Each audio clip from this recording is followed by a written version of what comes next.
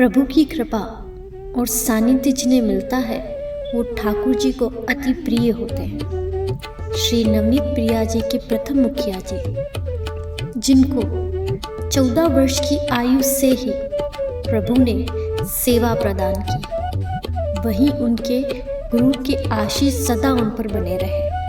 कहते हैं कि गुरु की कृपा जहाँ बरसती है, सृष्टि वहीं से चलती है। आपने युवा अवस्था से ही प्रभु में अपने आप को समर्पित कर दिया।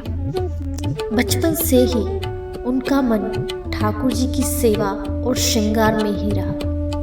प्रभु की सेवा कर वो घर आकर अपने ठाकुर जी को लाड़ लड़ाते थे।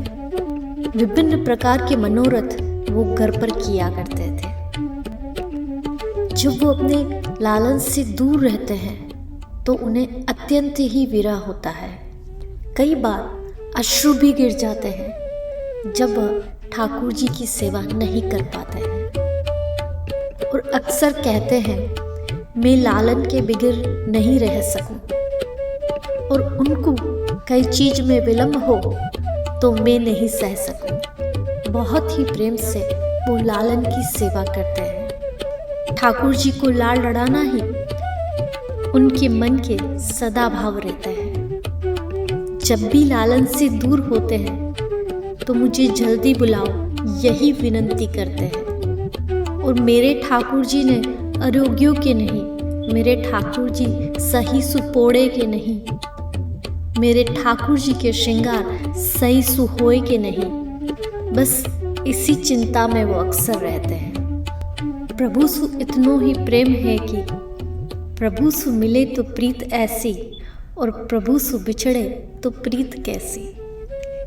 यही भाव उनके मन में सदा रहते हैं।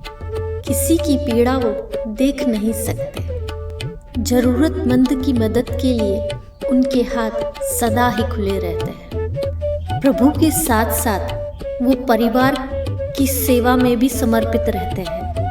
हर जीवन की जिम्मेदारियों को उन्होंने अच्छी तरह निभाया।